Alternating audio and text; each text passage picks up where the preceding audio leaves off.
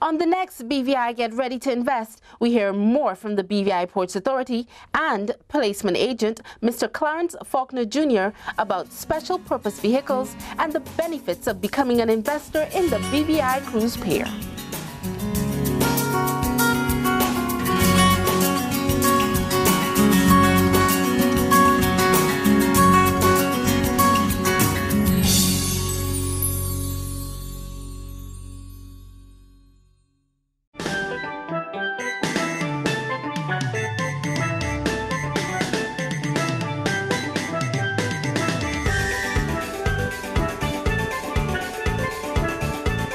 It's time to make a lasting impression.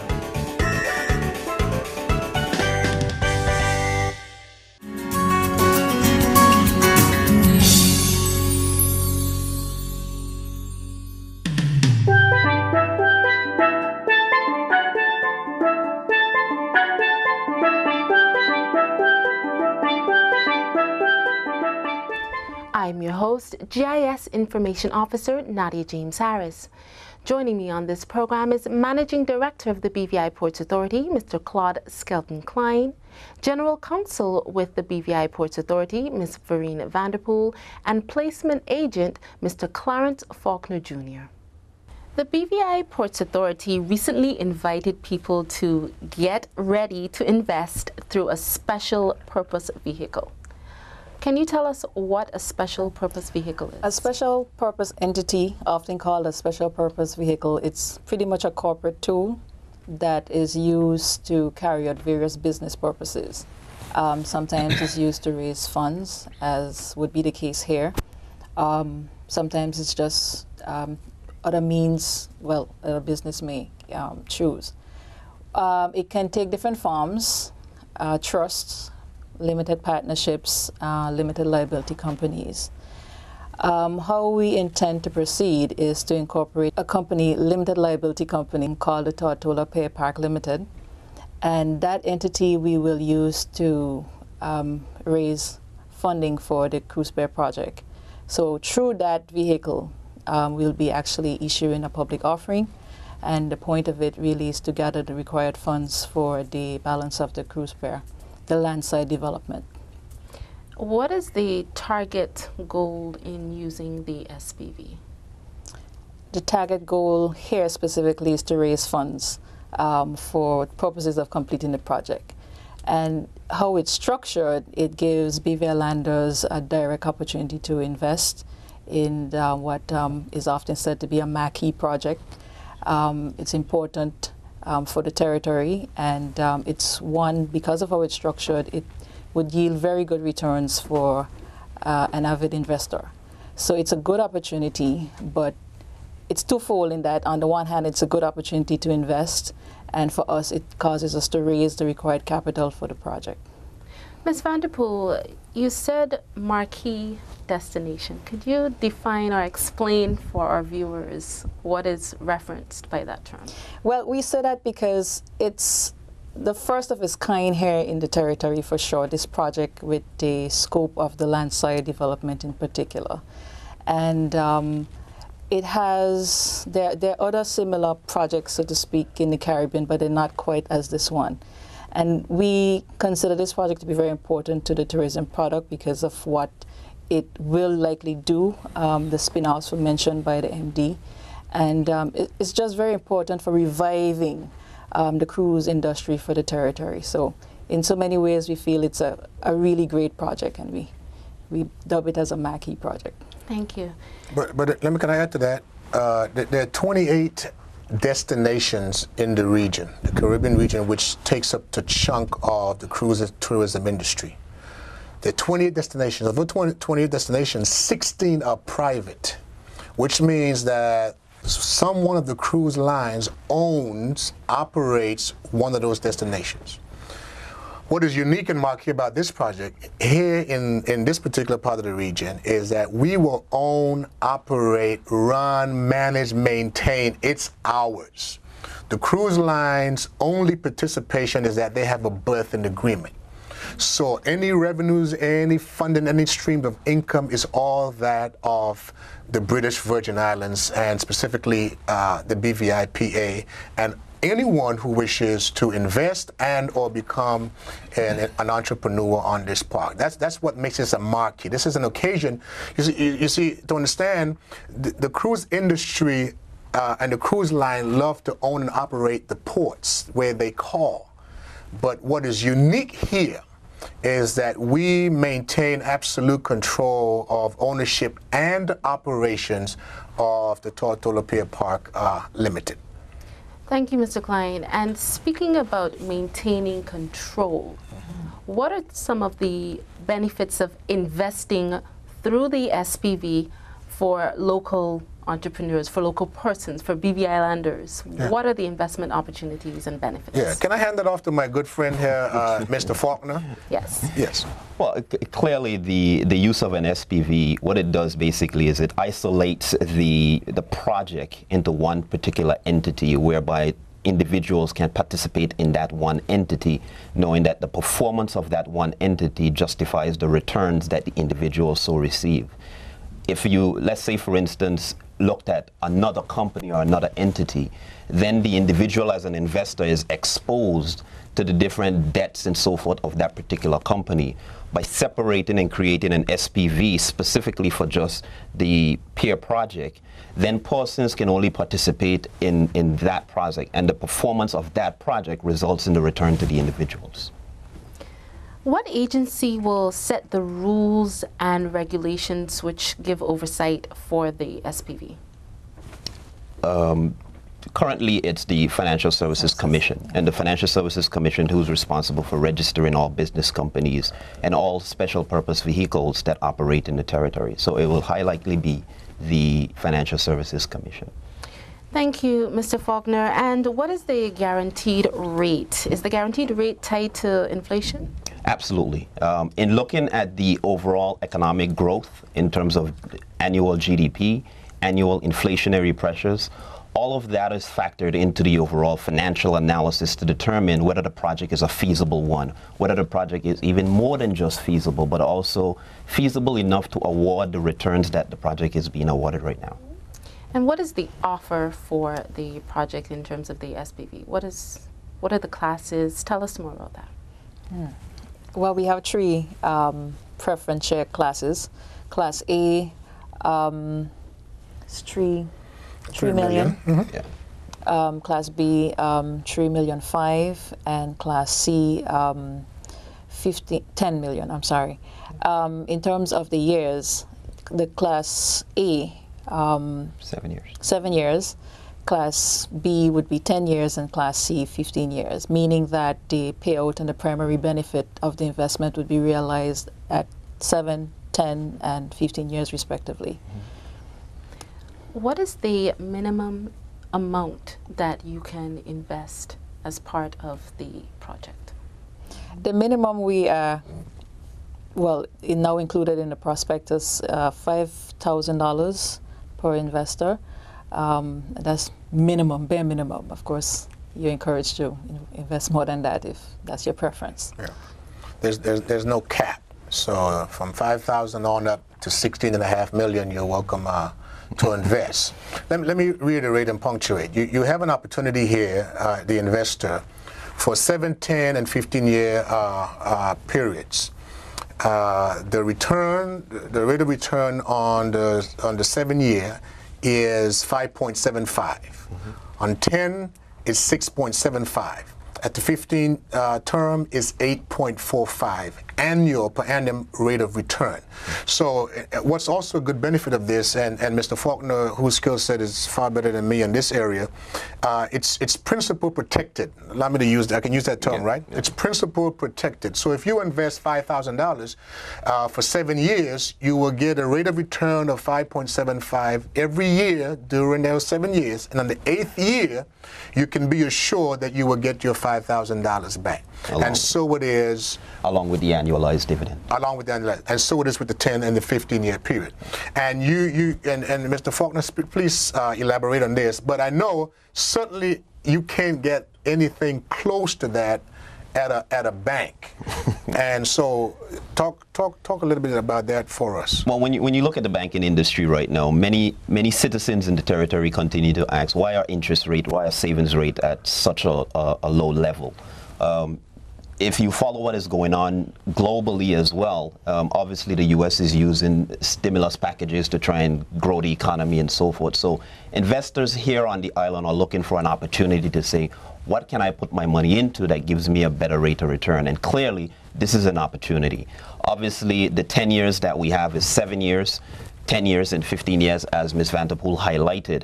And the return over that point in time, if you even had to look at an investment opportunity on the international market, getting a guaranteed principal protected note anywhere close to 5 3/4 rate of return is highly unlikely. So here's an opportunity where I think it's a win-win situation for citizens, where they can not only participate by renting or leasing property over at the Pier Park, but they also can participate in terms of the financing mechanism that rewards them with a dividend annually for the tenure that they so approve. Mr. Faulkner, speaking dollars and cents, Yes. the dividends. If I invest $10,000 at, say, Class Share B, which is a 6.75 rate, what would be my annual dividend coming back in? So there are two things there. There are two things. One, if the proceeds are invested for the full year, then obviously it's 6.75 annualized. 10,000, that's $675, right? If, let's say, for instance, you invested mid-year, say, for instance, August, then it's obviously from August till the end of the year. So it's a portion for the period of the year that you've been invested. And then for the subsequent year thereafter, it's annualized for the full 6.75%. So that's your annualized return. And every year you receive that until the last payout, which is the maturity date, where you receive the full principal repayment along with the last dividend payment. Right? So we've got that 10,000, 3 million, 2 million, 25,000, whatever amount you can afford, you've got that in there. Then you have your different classes of shares. Talk to us a little bit about the class of shares. We have Class A, we have Class B, we have Class C. What are the differences besides the investment periods and everything? Reiterate that. Well, that is clearly the highlight of the difference in terms of the tenure and also the rate of return on the prospective class. It's a way of differentiating, because investors will have different profiles. Investors will have different needs. And by matching their needs to the preference, it gives them the opportunity to participate. And obviously, the longer you participate and the longer you can afford to free up capital or investment funds, you would want to know that you're going to get a higher return. So what you've seen is that the classes have grown from Class A to Class B, from 7 to 10 to 15, that awards investors with the opportunity to get something the longer they have their investment in the project. Yeah, but I don't want them to get anyone to get confused. It's all $1 par. Yeah. Right. So speak to there's no, and that's the reason why I said that the only real difference is the fact that if you invest longer, the rate of return is higher. The initial cost is the same per each class of share, which is $1 par value. So the point is, if you wanted to invest 5,000, I think you used the example earlier of 10,000. 10,000 can be placed in each class, recognizing that you will still own the equal amount of shares in each class that you so desired. The benefit to the individual is, if they've agreed to participate for a longer term, the rate of return is actually higher. Right. Who would be eligible to invest? Who are your investors, proposed investors? For the initial phase of the public offering, which we intend will run a course of about 3 months, the target investor at this time would be persons who belong to the territory as defined by the Constitution. So primarily belongers, to put it that way. And these persons we would be first given the opportunity to invest.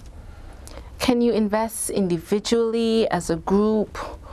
How can you put your money together? You can invest individually, as a group, as a company. It would all be accepted once you fit the category of belonger. That is the criteria. And I must say, obviously, there is a subscription process that persons will have to go through in terms of subscribing to participate in the offering. And if it's an individual, then yes, the individual will come in and complete their respective documentation and provide evidence that they are eligible.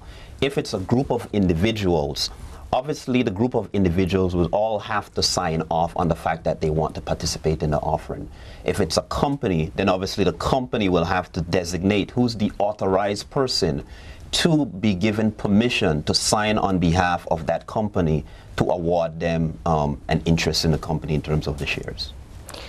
So the SPV offers all of these different shares, all of these investment opportunities. For the average person, what can they get? What can they use this money for? Why would you want to, you have your college fund, different things like that.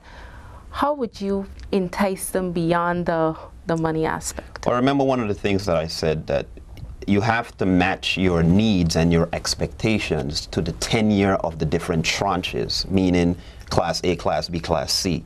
Now, if an individual realizes that, you know, in 5 years, in 10 years, my son is going to be going to university, or my daughter is going to be going to university. Let's say, for instance, in 5, 10 years, 15 years, I'd like to start building my first home. It's an opportunity to say, okay, I don't want to touch that money, but I at least want to know it is growing. Now, based on the GDP numbers and the inflation numbers, and I think you asked a question about inflation as well, we anticipate that inflation will remain somewhere constant between 2 to 3%. We like to err on the high side simply because when you're looking at US inflation, it's right around the same, but importing goods and so forth may affect the cost of living here in the BVI. So you want to err a little on the high side. You want to be able to at least achieve a certain level of return that is above inflation, which we typically refer to as cost of living, so you can actually benefit by what is referred to as time value of money. So you have $10,000 now, how much is it going to be worth 7 years, 10 years, 15 years down the road, based on the change in cost of living, so you can eventually afford the things that you want at that particular point in time. Thank you. In terms of getting a hold of a prospectus, getting a hold of more information, where can interested persons or businesses touch base? Yes, it is our goal to, the week of the 14th to have an initiation of the launch for the SPV, the week of. And notice I didn't give a specific date as yet, but the week of. But the final destination, PMI, Mr. Clarence Faulkner has been, his services have been engaged in his entity, and so that will be the Office of Operation over the next 3-month period once it's made public, where they can come, whatever queries, whatever questions, whatever it is they have, he will be the face and the mouthpiece that will be able to communicate to them accurately and appropriately whatever their questions, queries may be. And PMI is located at the Mill Mall. Is there a number, an email address that interested persons can touch base with you? Well, we're located at the Mill Mall on the 2nd floor next to Caribbean Realty. Telephone numbers is 494-4484. And for those BVI landers and belongers who are currently outside the territory, it's 284-494-4484. But I want to go back a little bit to where the prospectus can be held. We've been designated as placement agent, and one of our particular role is to come in, look at the entire offering, take it completely apart, analyze it, and ensures that an investor is fully aware of what they're going to be exposed to. There are some investors who are going to be very sophisticated, and we want to be able to make sure they have a clear understanding of what are the challenges, what are the issues, what are the overall benefits, and how do we justify those benefits to prove that this is a good investment. Thank you. As we prepare to wrap up our program, is there anything else that you would like to add as it relates to investing in the cruise pair expansion program, the benefits, what it means to the territory? Maureen? Just to say that speaking for myself, I think this is an awesome opportunity for many of us to get engaged in a very direct way with this project. A lot has been said, but this is a perfect opportunity to really invest in something that's very good for our territory. And I think everybody should feel just proud with what is happening with respect to the project. I mean, I would go back to, I think, a term you were using in terms of how does this project affect persons? And I think the term I'd like to use is the economic multiplying effect. What does this project, what does an investment in such a project does for the territory? And I think you would hear the term spin-offs and so forth. What are the opportunities? And the centralized project, I mean, looking at things from a global perspective, understanding where financial services is and where financial services may be 15 years from now. This is an opportunity for us to say tourism is one area that we cannot afford to see go the other way. And here is an input in terms of a major investment in a project that can complement our natural heritage or natural beauty and provide an opportunity for our very citizens to participate in that same venture. So it's the economic multiplying effect I think the project can make. Yeah. Listen, this is an exciting time for our territory. Anytime you have an opportunity to be a pioneer in helping to chart a course for the future of your people, it's always a great time. It comes with challenges, but it comes with wonderful opportunities. And we want to encourage persons to take full advantage of all of the entrepreneurial and employment opportunities that will be afforded them, the investment product that will be afforded them as a result of this development. If you have any questions, any concerns, you call the BVIPA, you ask for April Glasgow, who is our public relations manager. You ask for Claude Skelton Klein. You ask for any one of us. We will be happy to come or invite you in. You can sit and we can chat. We can answer whatever questions. You can hear it from the horse's mouth. And once the offering is made public, of course, Mr. Faulkner will be a point person in dealing with those issues. But we want persons, whatever intelligentsia you need, the BVIPA is the right place to get it, and we'll be delighted to communicate whatever we know in order to bring you on board and have you to grow with the process, with the progress rather, of your territory's growth. Mr. Klein, thank you so much. Mr. Faulkner, thank you. And Ms. Vanderpool, thank you so much. Thank you. Thank you. BVI, it's time to get ready. Get ready to invest in the new cruise pier. On this program, we've been discussing the latest updates on the cruise pier expansion project and how you can invest and become a major shareholder as the government secures the future of the territory by creating a niche in the cruise tourism market. I've been your host, GIS Information Officer, Nadia James Harris. My special guests were Managing Director for the BVI Ports Authority, Mr. Claude Skelton Klein, General Counsel with the BVI Ports Authority, Ms. Vereen Vanderpool, and a placement agent, Mr. Clarence Faulkner Jr. We invite you to visit the government website at www.bvi.gov.vg and follow us on Facebook, YouTube, and Twitter at BVI Government. It was a pleasure having you join us for this program.